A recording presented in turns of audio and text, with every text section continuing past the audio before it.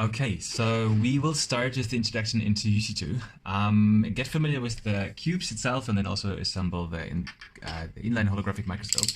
So what we have here is the one half of the cube, and you can already grasp, so these are symmetric, so you can just put them together and then close the cube, and it is becoming a cube.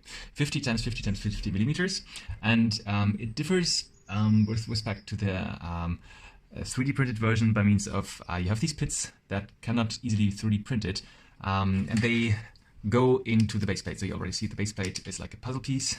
They can be mounted on, for example, aluminum rods to make it more stable, or on the optical table like those from Thorlabs. And what's also nice is you can stack them. So when you have more of these cubes, you can just put them together and form arbitrarily complicated setups. And since you have always cross connections, it's becoming really, really stable. So you can try to get this well, out again, but that's basically not possible.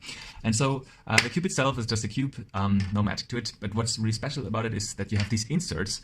Here, for example, one that can hold a sample. And so the insert itself has always the same shape. You can see it's a bit like a stop sign. It has this shape so that it becomes exchangeable for different applications. So, for example, if I manage to put the thing on top here, well, bad example, I should have prepared myself a bit better. There we go. This holds the sample and it can go into the cube. It's automatically aligned, so when I'm taking the cube, it's really stiff, then I can just open it again. I put the insert in here, and then once I close it, I can shift it along the optical axis. So depending on what's the precision you want to have, so you see already it's not really centered, so you can always shift it back and forth here. It can be a bit tilted, so it depends how thick you print it. So for example, if you print the insert a bit thicker, like this here for a Thorlabs lens, the chance that it's tilting significantly reduces.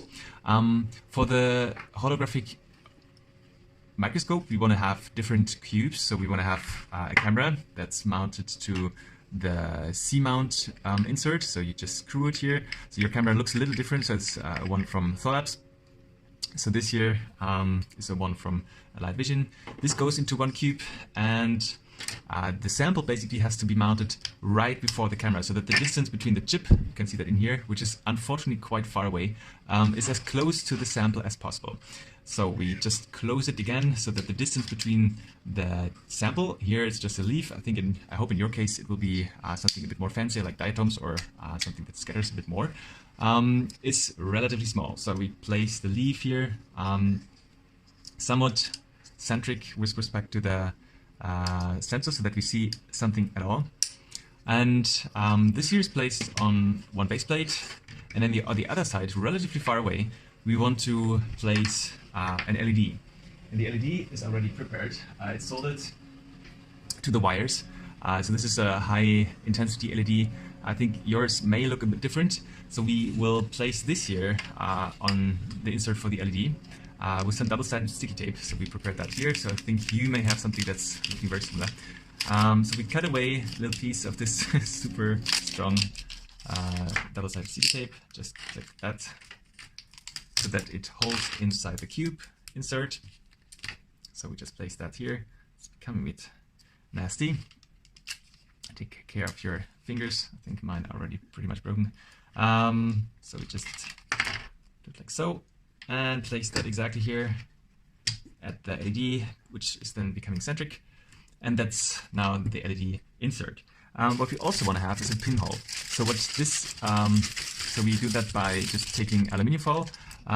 So maybe you're already lucky and find little holes, but we will do this trick offered by Professor Heinzmann, who is actually the lab guru here in Germany. So you take a syringe needle, you fold it several times, you make a hole in it, and then the slide that's in the very back has the smallest hole. So you just do it like that. Maybe rotate it quickly, and so that you see this is very big, but the pinhole on the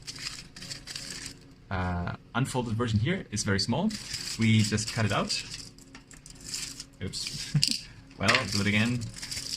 Maybe I should take scissors. So we just fold it several times.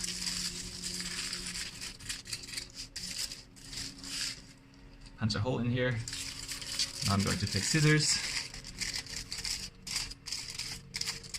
Just finding the pinhole, which is right here.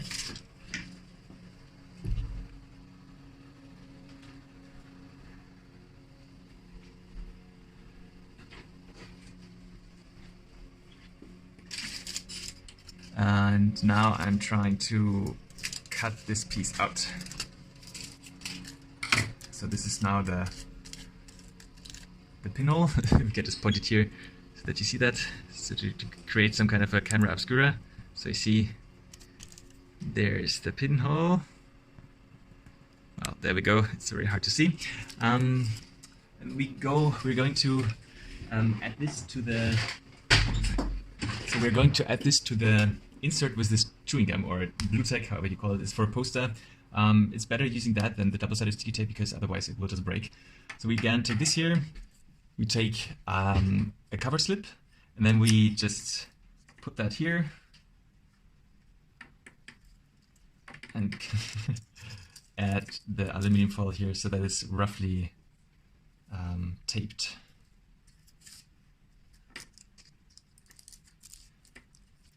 There we go. So you see there's a little hole on there and this acts as our pinhole. So we can test that now. So we'll just mount it here. So hopefully I'm a bit more lucky to add this thing here. So I think you need to have some force depending on how precise the printer printed. We add the aluminum foil to the assembly, roughly centric. You can also align that a little later. And then we're going to illuminate the LED. So for this we take the ESP or the CNC board, which you are seeing right here. So the LED needs 3.3 volts. So we add it to the 3.3 volts pin here, the plus, and the minus is the ground. So you can take any pin that says ground, for example, the one on the left-hand side. And now it's super bright. And so if we place the pinhole with respect to the LED, you already see there's like a bright spot right here. So those two now go into the cube. So you just open this thing again and place, I'll make sure that this is having a maximum intensity somewhere close to the center, like so. You add the two into the cube, and essentially you created a point source that's emitting spherical waves that travel a certain distance, namely from here to there, which is 20 millimeter or 150. I'm sorry, just last check.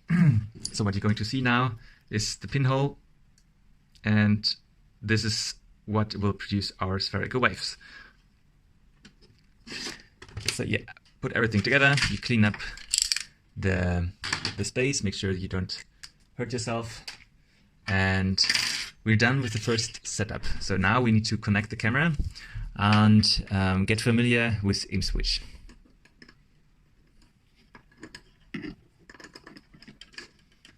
Thank you.